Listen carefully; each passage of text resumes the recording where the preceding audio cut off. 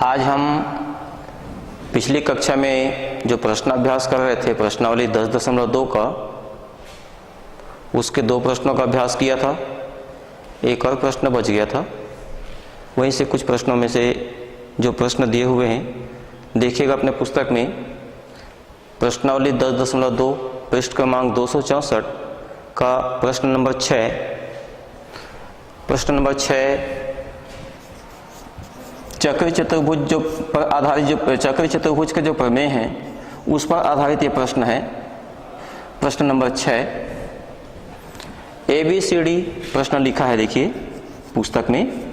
ABCD एक चक्रीय चतुर्भुज है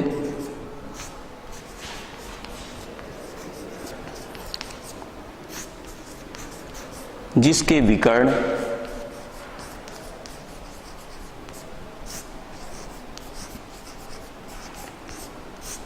ABCD एक चक्रीय चतुर्भुज है जिसके विकर्ण एक दूसरे को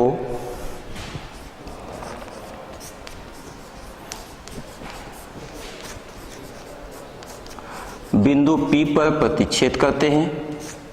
बिंदु P पर प्रतिच्छेद करते हैं।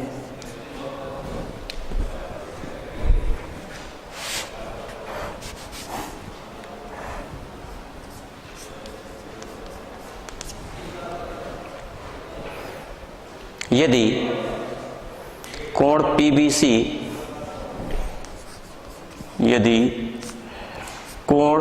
PBC का मान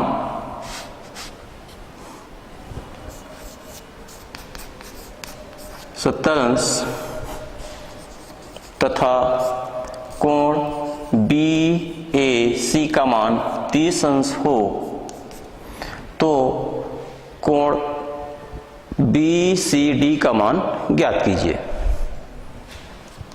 तो कोण BCD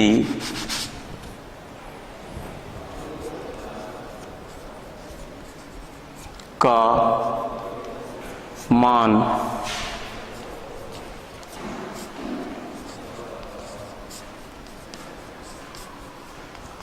ज्ञात कीजिए। चित्र आपके प्रश्न के साथ ही दिया होगा, जैसे कि मैं ब्लैक बोर्ड में बना रहा हूं। एक वृत्त दिया हुआ है। वृत्त में विकर्ण AB और CD, विकर्ण AB और CD नहीं, जीवा AB और CD है।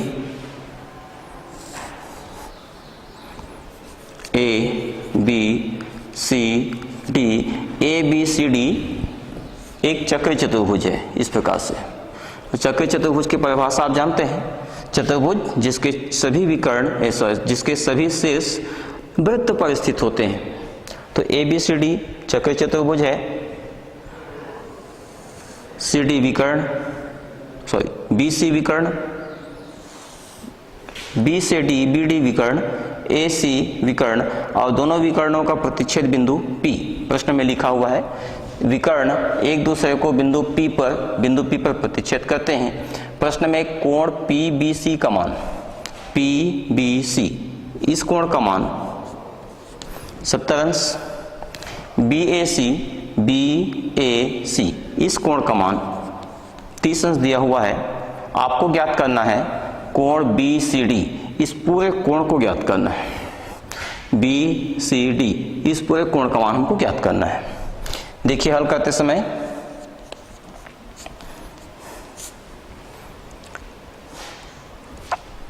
यदि इस वृत्त पर चाप CD की बात करें, यहां तक C से बिंदु D तक, तो चाप CD द्वारा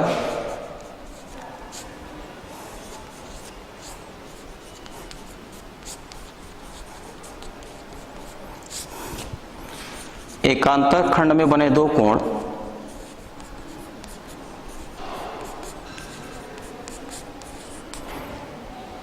CAD और CBD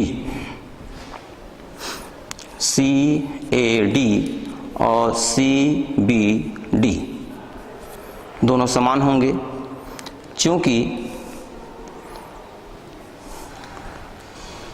चाप CD, चाप को मैं साफ बना दूं, चाप CD, तो चाप CD द्वारा एकांतर खंड में बने दो कोण CAD और CBD हैं, CAD और CBD। CBD का मान ये PBC या इसी को हम CBD भी कह सकते हैं इस कोण को। तो CBD का मान 70 अंश दिया हुआ है, तो CAD का मान जो भी अज्ञात है, इस कोण का मान CAD, उसका मान ज्ञात हो जाएगा। तब कोण CAD बराबर 70 अंश। क्यों? क्योंकि कोण PBC या उसी को हम CBD भी कह सकते हैं,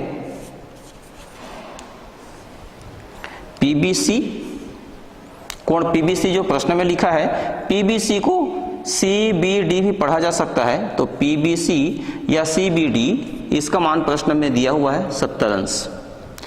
ये आपको समझ में आया? चाप CD द्वारा एकांतर खंड में बने दो कोण CAD और CBD दोनों समान क्यों होते हैं? एक प्रमेय आपको बताया गया था, देखिएगा, प्रमेय 61 था। प्रमेय 61 में वृत्त के एकांतर खंड में या वृत्त के एक ही अवधा के दो कोण आपस में बराबर होते हैं। वृत्त के एक ही खंड में या एक ही अवधा में बने दो कोण बराबर होते हैं। तो हमने चाप CD लिया, तो चाप CD के एक ही खंड में दो बिंदु पर कोण बनते हैं, बिंदु A और बिंदु B। इसको मैं आपको और स्पष्ट कर दूं, इसको इस प्रकार से समझ लीजिए। ये बिंदु, ये चाप दिया हुआ है, चाप CD, तो चाप CD द्वारा एक बिंदु पर कोण बनता है CAD। अब चाप CD द्वारा एक दूसरे बिंदु पर कोण बनता है CBD। अब इसको समझ लीजिए। इस प्रकार आपको प्रमेय बताया गया था, प्रमेय 61, वृत्त के एकांतर खंड में बने दो कोण समान होते हैं। तब हमने लिखा कोण CAD और कोण CBD दोनों समान होंगे। CBD को या PBC जिसका मान दिया हुआ है, PBC को ही हम CBD पढ़ेंगे, बिंदु B पर कोण बनता है, तो उस बिंदु B पर बने कोण का मान 70 अंश दिया है, अर्थात PBC का मान 70 अंश है। और CAD और CBD दोनों समान होते हैं। जब CBD का मान 70 अंश है, इसलिए CAD का मान भी 70 अंश होगा। तो ये पहला मान निकल गया, कोण CAD का मान। अब देखेंगे BAD,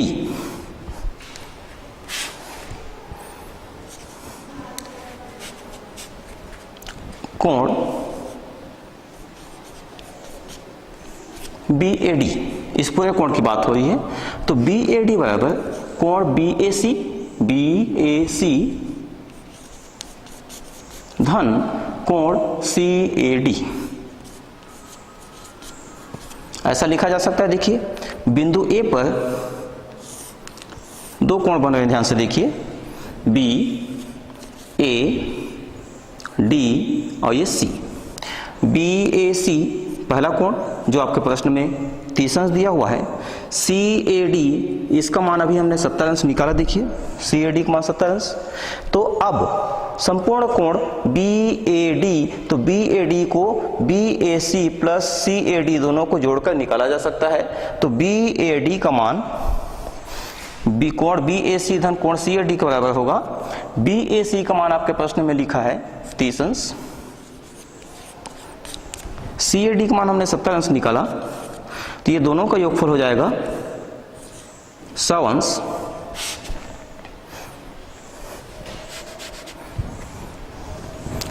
तब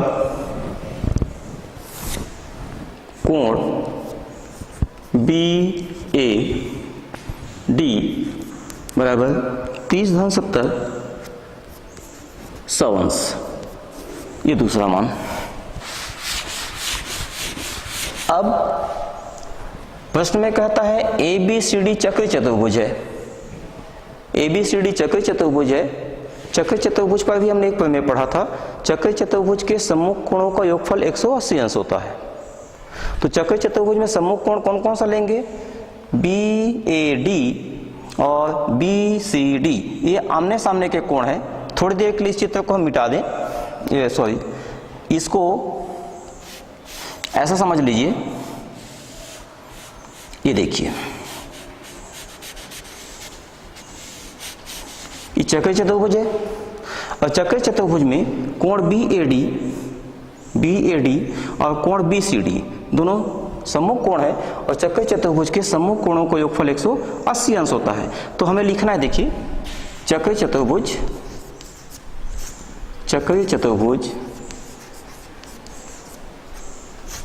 ए बी सी डी में कोण बी ए डी धन कोण बी सी डी बराबर 180 अंश। क्यों? क्योंकि हमने पढ़ा है प्रमेय में कि चक्रीय चतुर्भुज के सम्मुख कोणों का योग 180 अंश होता है।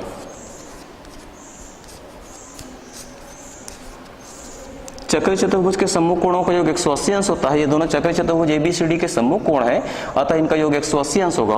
अभी हमने ऊपर में निकाला, देखिए कोण बी ए डी धन बी ए डी का मान निकाल चुके हैं। बी ए डी का मान यहां रखेंगे समीकरण नंबर 2 से। कोण बी ए डी का मान 100 अंश धन कोण बी सी डी बराबर 180 अंश। तब कोण बी सी डी बराबर 180, 100 का पक्षांतर कर देंगे ऋण 100। यहां मान हमने कहां से लिखा? समीकरण 2 से। ये समीकरण 1 से मान सी ए डी का मान यहां लिखा गया था, यहां भी लिख देंगे। ये जो 70 अंश का मान कहां से आया था? कोण बी ए सी 30 अंश दिया है, बी ए सी का मान 30 अंश दिया है और सी ए डी का मान 70 अंश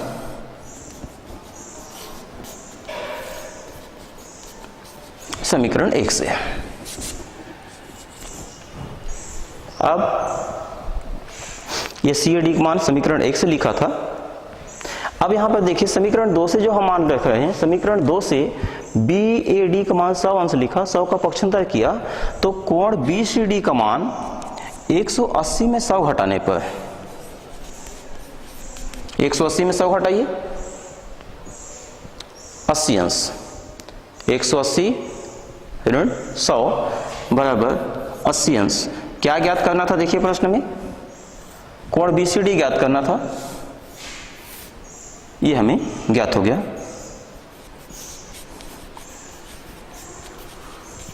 हमें यही ज्ञात करना था, उत्तर मिल गया।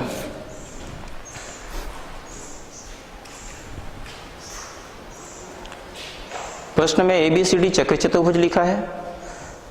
चक्रीय चतुर्भुज के बाद उसके विकर्ण एक दूसरे को बिंदु P पर प्रतिच्छेद करते हैं।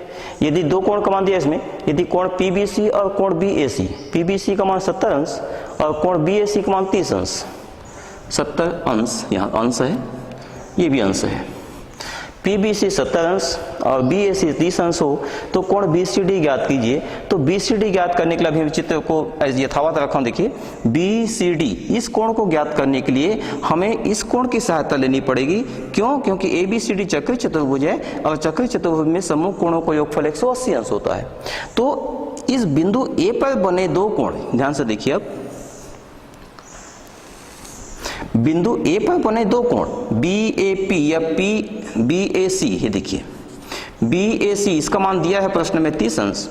इसके बाद हम इस कोण का मान ज्ञात कर लेंगे। यदि ये कोण ज्ञात हो जाता है तो इन दोनों कोणों का योग 180 अंश लेते हुए हमें इस कोण का मान BCD का मान ज्ञात हो जाएगा। तो सबसे पहले हमें ज्ञात करना था कोण PAD, या इसको CAD भी पढ़ सकते हैं, कोण CAD ज्ञात करना था।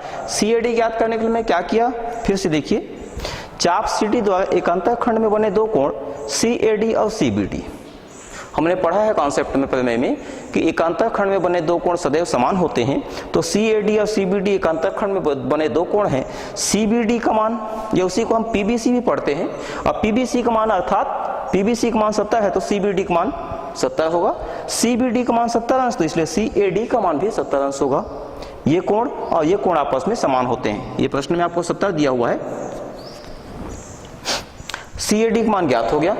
अब CAD और BAC, CAD ये वाली कोण और BAC इस कोण का मान, दोनों को यदि हम जोड़ देते हैं, दोनों को जोड़ दिया तो संपूर्ण कोण बिंदु A पर बना कोण BAD का मान ज्ञात हो गया, जैसा कि आप समीकरण नंबर 2 में देख रहे हैं। देखिए BAD का मान BAC प्लस CAD, BAC का मान प्रश्न में लिखा हुआ है 30 अंश, CAD का मान हमने समीकरण 1 में निकाला, समीकरण दिया हुआ है प्रश्न में, और समीकरण 1 से दोनों मान हमने लिखा, और दोनों मान लिखने के बाद 30 और 70 दोनों को योगफल 100 अंश हो गया। इस प्रकार से कोण BAD निकल गया, और जैसे ही कोण BAD निकल जाता है आपका सवाल लगभग हल हो गया। केवल आपको कॉन्सेप्ट लिखना है कि चक्रीय चतुर्भुज ABCD में समूह कोणों का योगफल 180 अंश होता है। ये आपने कॉन्सेप्ट लिखा, तो चक्रीय चतुर्भुज के समूह कोणों का योगफल 180 अंश होता है। BAD का मान हमने प्रश्न में अभी समीकरण नंबर 2 में निकाला था 100 अंश। BCD का मान ज्ञात करना है तो 100 का पक्षांतर किया, 180 में दाया 180 में घटाना, तो 180 में 100 घटाया। इस प्रकार से कोण BCD का मान, जो प्रश्न में पूछा था, कोण BCD का मान 180 में 100 घटाने पर 80 अंश जो प्राप्त हुआ, वो हमें ज्ञात करना था कोण BCD का मान। ठीक, इस प्रकार से प्रश्नावली 10.2 से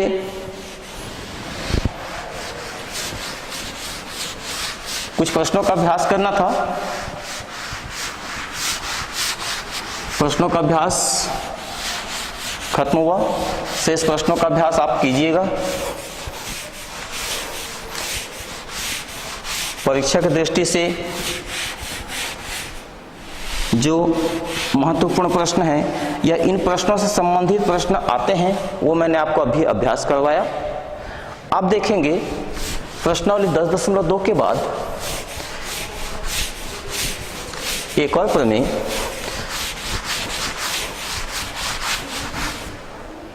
पुस्तक में पलट के देखिएगा, प्रमेय नंबर 66।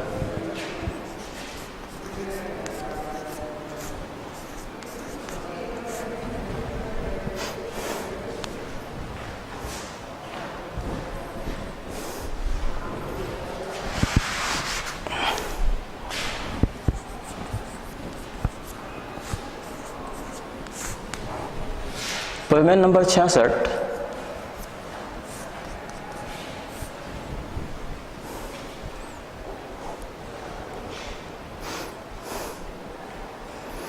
अपने पुस्तक में देखिए, पृष्ठ क्रमांक 266 में प्रमेय का कथन कहता है, किसी बाह्य बिंदु से, देखिए पुस्तक में पढ़िए, किसी बाह्य बिंदु से वृत्त पर खींची गई दो स्पर्श रेखाओं की लंबाइयां बराबर होती है। ठीक है, प्रमेय का कथन, किसी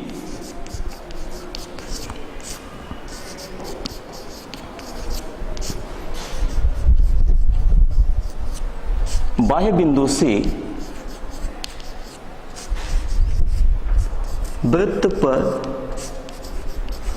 खींची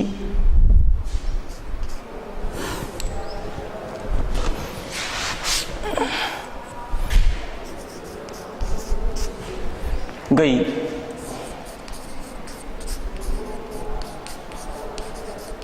दो स्पर्श रेखाओं की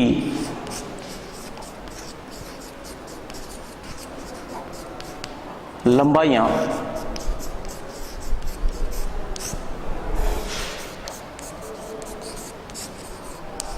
बराबर होती है। कथन में देखिए क्या दिया हुआ है, एक वृत्त के बाह्य बिंदु से, वृत्त पर एक बाह्य बिंदु से दो स्पर्श रेखाएं खींची गई है। हमें सिद्ध करना है उन स्पर्श रेखाओं की लंबाइयां बराबर होती है। देखिए चित्र इस प्रकार से बनेगा। सबसे पहले एक वृत्त बनाएंगे,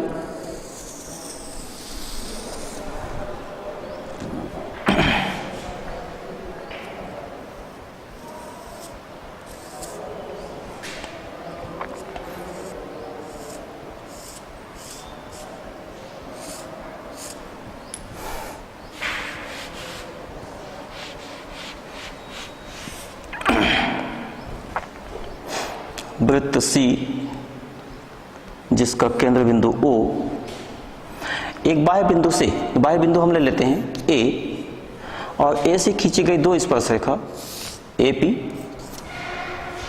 और AQ।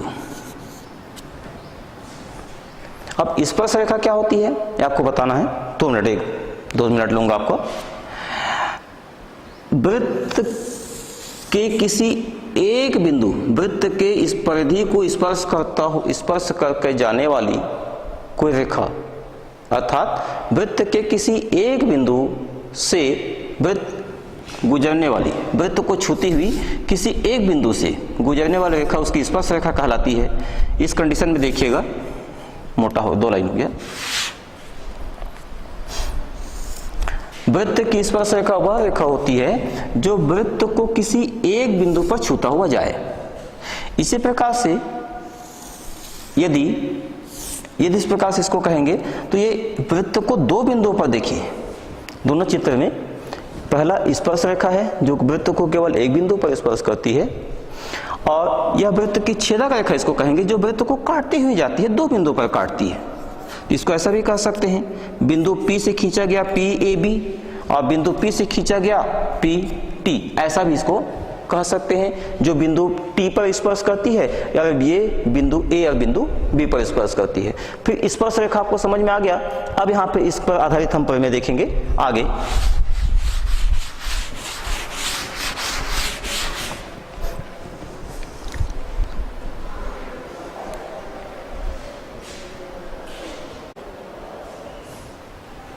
स्पर्श रेखा आपको समझ में आ गया। अभी आपको मैंने चित्र खींच के बताया था, जो वृत्त को छूते हुए जाती है, वृत्त को काटती हुई जाएगी, उसको मैंने अभी छेदक रेखा बताया था जो 2 बिंदुओं पर काटती है। और ये स्पर्श रेखा जो वृत्त को किसी एक बिंदु पर स्पर्श करती है, और यहाँ पे कहा है 2 स्पर्श रेखा है, तो हम बाह्य बिंदु मतलब वृत्त के बाहर स्थित बिंदु A से 2 स्पर्श रेखा खींचे हैं जो वृत्त को बिंदु P और बिंदु Q पर स्पर्श करती है। देखिए इस प्रमेय में क्या दिया हुआ, देखिए एक वृत्त C जिसका केंद्र O और त्रिज्या R पर एक बाह्य बिंदु A से खींची गई 2 स्पर्श रेखाएं, कौन कौन सी, AP तथा AQ है। स्पर्श रेखा AP और AQ है जो वृत्त को बिंदु P और बिंदु Q पर स्पर्श करती है, जो वृत्त को बिंदु P तथा Q पर स्पर्श करती है। हमें सिद्ध करना है, हमने जो स्पर्श रेखा खींचा AP तथा AQ, बताना है कि उनकी लंबाइयां बराबर होती है। क्या दिखाना है, इस प्रमेय में सिद्ध क्या करना है कि वृत्त पर बाह्य बिंदु A से खींची गई 2 स्पर्श रेखा AP तथा AQ की लंबाइयां बराबर होती है। AP बराबर AQ, ये हमें दिखाना है। अलग से हमें क्या करना होगा, जो जितना आप चित्र देख पा रहे हैं उसके अलावा इस चित्र में हमको जो भी अलग काम करना है उसको लिखेंगे रचना के अंतर्गत। दिया हुआ भाग केवल इतना ही है, एक वृत्त दिया हुआ है, बाह्य बिंदु A और बिंदु A से खींची गई 2 स्पर्श रेखा AP और AQ। हमको क्या करना है, देखिए O से P को मिलाया, O से Q को मिलाया, O से A को मिलाया। देखिए अब आपका चित्र पूर्ण हो गया। O से A, P तथा Q को मिलाया।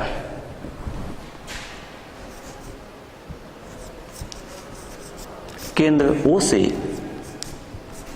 A, P तथा Q को मिलाया।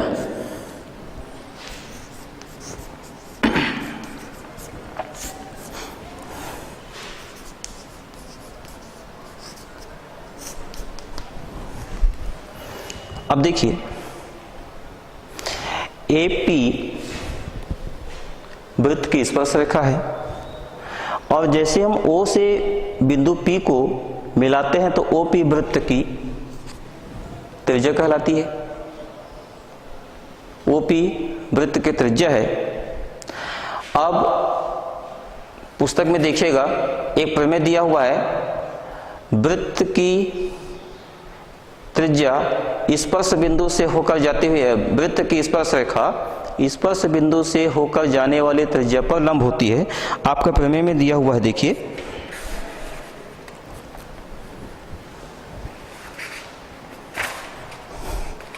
प्रमेय नंबर 65।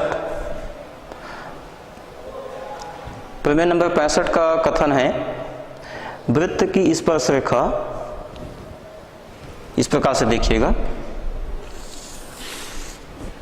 ये बताया है वृत्त की स्पर्श रेखा स्पर्श बिंदु से होकर जाने वाले त्रिज्या पर लंब होती है। इस प्रकार से कहा है तो हमको ये बताना है कि जो त्रिज्या और स्पर्श रेखा है वो इस बिंदु पर ये दोनों आपस में लंब होती है। तो OP वृत्त की त्रिज्या है और AP वृत्त की स्पर्श रेखा है, तो प्रमेय के कथन अनुसार स्पर्श रेखा AP त्रिज्या OP पर लंब होगा और दोनों जहां मिलते हैं वो बिंदु P है, तो बिंदु P पर 90 अंश का कोण बनेगा, अर्थात AP और OP दोनों परस्पर लंब है। ये प्रमेय समझ में आ गया। प्रमेय 65, केवल प्रमेय 65 का कथन आपको याद रखना है। कॉन्सेप्ट प्रमेय का 65 का कथन कहता है वृत्त की स्पर्श रेखा स्पर्श बिंदु से होकर जाने वाले त्रिज्या पर लंब होती है, अर्थात AP OP पर लंब होगा। ऐसे ही देखिए अब AQ भी स्पर्श रेखा है और OQ त्रिज्या है, तो AQ और OQ ये भी लंब होगा। इस प्रकार से आपके चित्र में दो त्रिभुज बन गए, OAP और OAQ। देखिए स्पष्ट दिखाई दे रहा है। देखिए त्रिभुज उत्पत्ति में कथन और कारण का कॉलम बना लीजिए।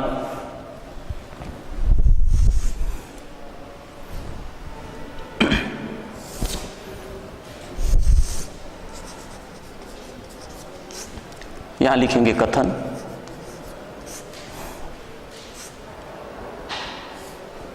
त्रिभुज AOP या OAP, जो जैसे भी आप पढ़ें, त्रिभुज AOP और त्रिभुज AOQ में इसे हम सीधे समकोण त्रिभुज भी कह सकते हैं, क्योंकि पहले से समकोण है। त्रिभुज में 90 अंश का कोण पहले से हमको पता हो गया कि स्पर्श रेखा त्रिज्या पर लंब होती है, 90 अंश का कोण बना हुआ है, तो इस त्रिभुज को त्रिभुज AOP और त्रिभुज AOQ को समकोण त्रिभुज भी कहा जा सकता है। त्रिभुज AOP और त्रिभुज AOQ में अब इसको देखिए क्या क्या समानताएं हैं दोनों त्रिभुजों में, वो हमको दिखाना है। दोनों त्रिभुजों को सर्वांगसम सिद्ध करना है और सर्वांगसम सिद्ध करने के बाद सर्वांगसम त्रिभुजों के संगत अवयव समान होते हैं, इस कॉन्सेप्ट के आधार पर आपका प्रमेय सिद्ध होगा। तो इसमें सर्वांगसम दोनों त्रिभुजों को सिद्ध करना है, तो दोनों त्रिभुजों को सर्वांगसम सिद्ध करने के लिए कौन कौन से उसके संगत अवयव समान होंगे वो देखिए। सबसे पहले इस कोण की बात करें, इस कोण की बात करें, दोनों कोण आपस में समान दिख रहे हैं, ध्यान से देखिए। तो कोण APO और कोण AQO 90 अंश है। क्यों? मैंने आपको अभी कारण बताया था प्रमेय 65 कि वृत्त की स्पर्श रेखा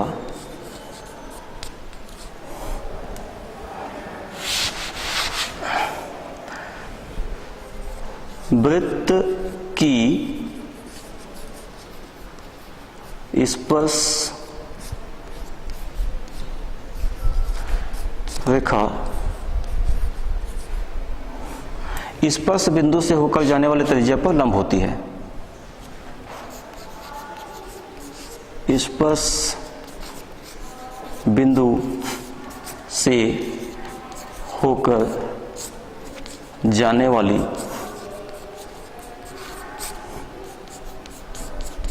त्रिज्या पर लंब होती है।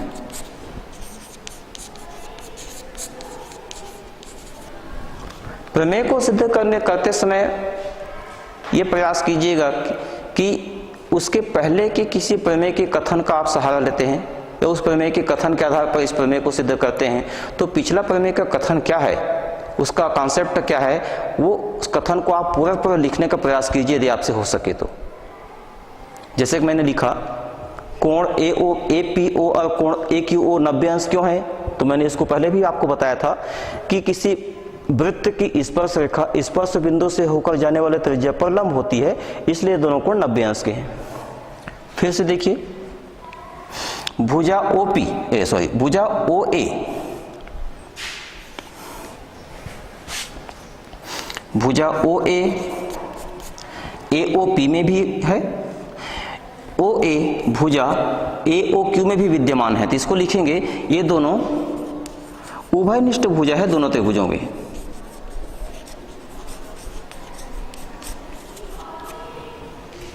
OA और OA त्रिभुज AOP में भुजा OA, त्रिभुज AOQ में भुजा OA, दोनों त्रिभुजों में उभयनिष्ठ भुजा है।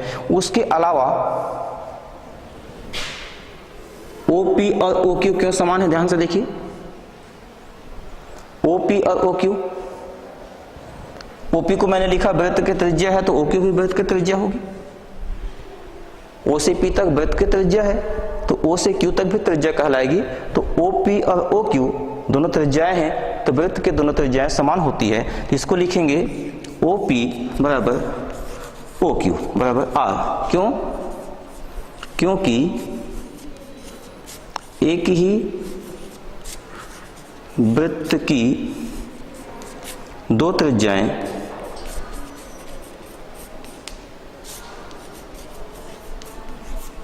समान होती है।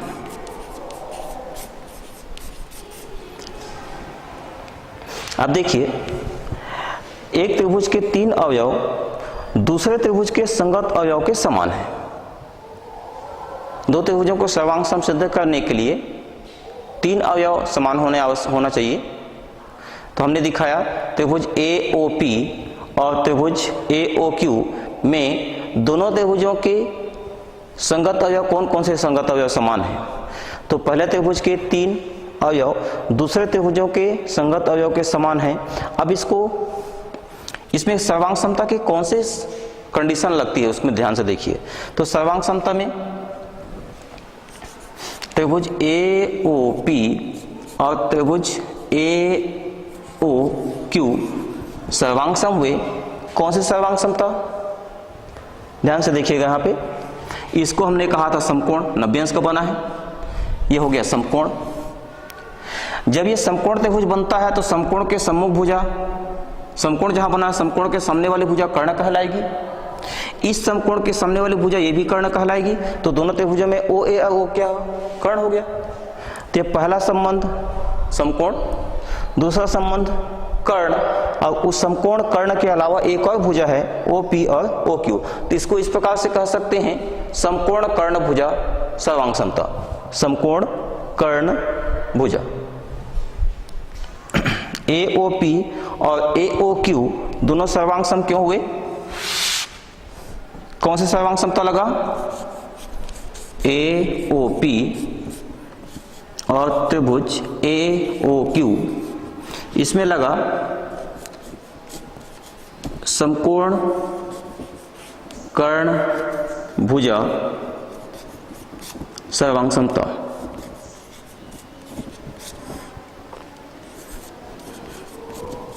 से समकोण कर्ण भुजा सर्वांग समता से त्रिभुज समकोण हुए। अब त्रिभुज सर्वांग सम हो गए। समकोण कर्ण भुजा सर्वांग समता से दोनों त्रिभुज सर्वांग सम हुए। और हम ये भी जानते हैं सर्वांग सम त्रिभुजों के संगत अवयव समान होते हैं। कौन कौन से संगत अवयव लेना है? भुजा AP, भुजा AQ।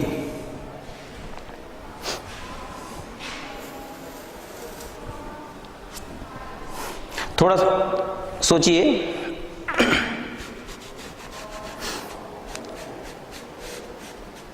ये दोनों संगत भुजा होंगे कि नहीं? तो दोनों त्रिभुजों को यहां से मोड़ने का प्रयास कीजिए। इस आकृति को यदि हम इस लाइन से ऐसा मोड़ें तो मोड़ने के बाद क्या होगा? बिंदु P बिंदु Q के ऊपर आएगा, भुजा OP भुजा OQ के ऊपर आएगा, अर्थात AP भुजा और AQ भुजा दोनों संगत भुजा कहलाएगा। तो इसको क्या लिखेंगे? जब दोनों त्रिभुज सर्वांग सम हुए तो AOP में भुजा AP, AOQ में भुजा AQ। क्यों? इसको मैं यहां लिखता हूं, देखिए कारण। सर्वांग सम त्रिभुजों के संगत अवयव, सर्वांग सम त्रिभुजों के संगत अवयव समान होते हैं, ये हमको दिखाना था। देखिए क्या सिद्ध करना था कि वृत्त के बाह्य बिंदु A से वृत्त पर खींची गई दो स्पर्शरेखा AP तथा AQ है, सिद्ध करना था कि उनकी लंबाइयां बराबर होती है। तो लंबाइयां अर्थात AP की लंबाई AQ की लंबाई AP बराबर AQ, यह हमें सिद्ध करना था। यह सिद्ध हो गया AP बराबर AQ। कौन सी सर्वांग समता लगी? समकोण कर्ण भुजा सर्वांग समता से त्रिभुज AOP और त्रिभुज AOQ को सर्वांग सम सिद्ध किए। सर्वांग सम सिद्ध करने के लिए दोनों त्रिभुजों के कोई तीन अवयव, कोई तीन अवयव का मतलब कुल कितने अवयव होते हैं त्रिभुजों में? 6 अवयव होते हैं, 3 भुजा और 3 कोण। उन 6 में से कोई भी 3 अवयव आपको समान दिखाना है। ये हमने दिखाया था, एक त्रिभुज का 1 2 3 दूसरे संगत त्रिभुजों के समान। तो इस प्रकार से समकोण कर्ण भुजा सर्वांग समता से त्रिभुज सर्वांग सम हुए, और त्रिभुज सर्वांग सम होते हैं तो उनके संगत भुजाएं समान होती है, अर्थात भुजा AP और भुजा AQ समान हुए। इस प्रकार से आपका प्रमेय कि किसी बाह्य बिंदु से वृत्त पर खींची गई दो स्पर्श रेखाओं की लंबाइयां बराबर होती है, हमने बराबर सिद्ध किया। ठीक है, इस प्रकार से प्रमेय नंबर 66 खत्म होता है। अब अगला प्रमेय है प्रमेय नंबर 68।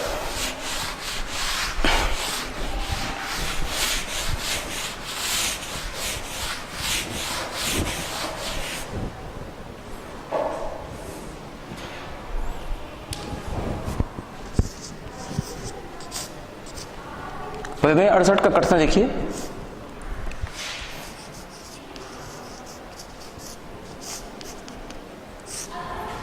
पुस्तक में देखिए प्रमेय नंबर 68 पृष्ठ क्रमांक 270 में कथन क्या कहता है? यदि PAB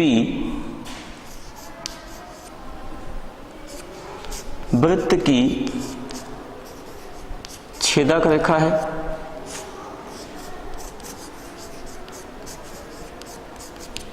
यदि PAB वृत्त की छेदक रेखा हो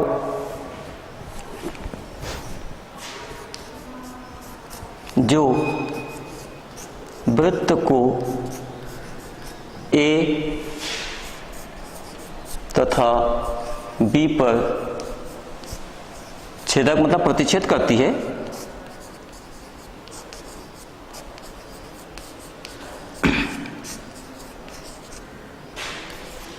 तथा PAB वृत्त की छेदक रेखा है जो वृत्त को A तथा B पर प्रतिच्छेद करती है, तथा PT एक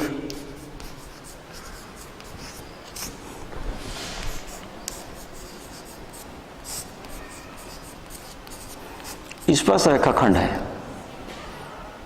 तो PAB वृत्त की छेदक रेखा है तथा PAB PT वृत्त की स्पर्श रेखा है जो वृत्त को बिंदु T पर स्पर्श करती है। इस पर PT स्पर्श रेखाखंड है, तो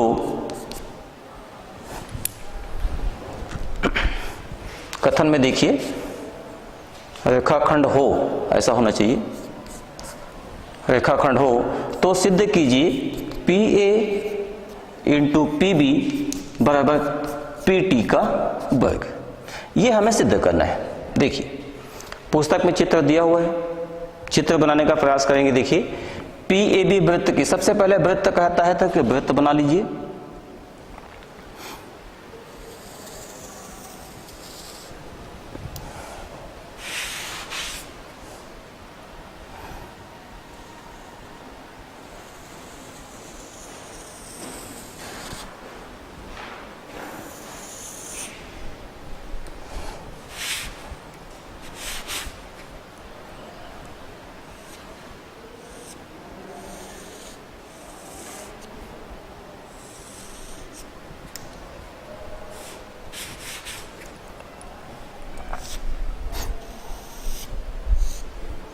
देखिए पीएबी ए तथा बी पर प्रतिच्छेद करती है, तो पी बाह्य बिंदु है और पी से एक रेखा खींचेंगे जो वृत्त को काटती हुई जाती है। ये देखिए बिंदु पी से, बिंदु पी वृत्त को काटती है बिंदु ए तथा बिंदु बी पर, ये कहलाएगा छेदक रेखा। छेदक रेखा अभी आपको एक अलग चित्र खींच के बताया था, एक ऐसी रेखा जो वृत्त को प्रतिच्छेद करते हुए दो भागों में बांटते हुए काटती हुई जाती है। तो वृत्त को कोई रेखा काटेगी तो वृत्त की परिधि को कितने बिंदु पर, बिंदु ए और बिंदु बी, इस प्रकार से दो बिंदु पर काटती है। तो पीएबी छेदक रेखा है तो एक ए और बी पर काटती हुई जा रही है, तथा पीटी एक स्पर्श रेखाखंड है।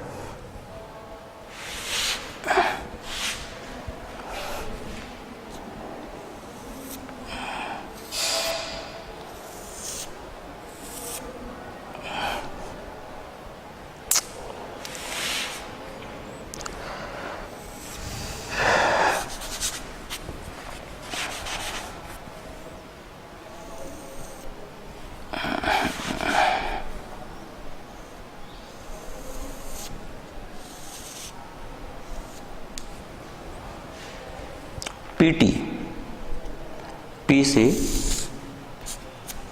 बिंदु टी पर, पीटी स्पर्श रेखाखंड है।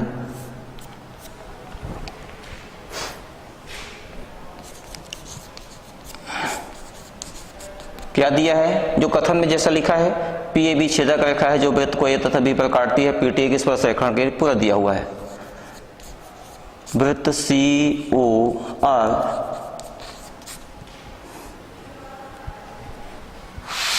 पीएबी लिखेंगे, पीएबी वृत्त सी ओ आर की छेदक रेखा है। पीएबी वृत्त सी ओ आर की छेदक रेखा है तथा पीटी स्पर्श रेखाखंड है। तब हमें क्या सिद्ध करना है,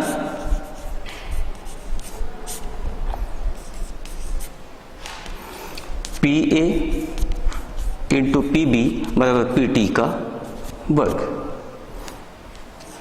चित्र आप देख रहे हैं ब्लैक बोर्ड में। इसके अतिरिक्त हमें जो कुछ करना है अलग इस चित्र में, वो रचना के अंतर्गत लिखेंगे। क्या क्या करना है देखिए, ये सॉरी वृत्त बनाया था, केंद्र बिंदु छूट गया था मेरे से, वृत्त का केंद्र बिंदु ओ से एक लंब डालेंगे ए बी पर, ए बी जीवा है तो ओ एल, ये देखिए ओ एल लंब डाला, ओ एल जीवा ए बी। अब यहां से देखिए पी ए बी छेदक रेखा है, तब बिंदु ए से बिंदु बी तक का भाग अब वृत्त की जीवा हो जाएगा। ए बी वृत्त की जीवा है। हमने क्या किया, ओ एल ए बी पर लंब डाला, ओ एल लंब ए बी खींचा,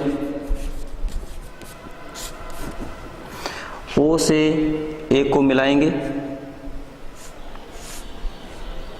ओ से ए को मिलाया, ओ से टी को मिलाया, ओ से पी को मिलाया, तथा ओ से ए पी तथा टी को मिलाया। दिया है जैसा आपके कथन में लिखा है। हमें जो सिद्ध करना था P A into P B बराबर पी टी का वर्ग, ये हो गया। प्रश्न में हमने क्या किया, देखिए ओ एल लंब डाला ए बी पर तथा ओ से ए पी तथा टी को मिलाया।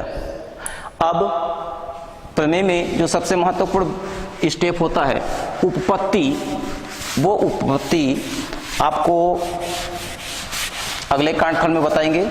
इतना लिख लीजिए, अपनी कॉपी में लिख लीजिए, इसको नोट कर लीजिए।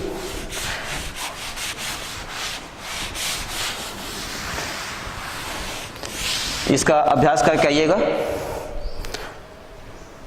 जैसा हमने कहा है, और उपपत्ति आपको अगले कांडखंड में बताए जाएंगे। आज के लिए इतना ही, धन्यवाद।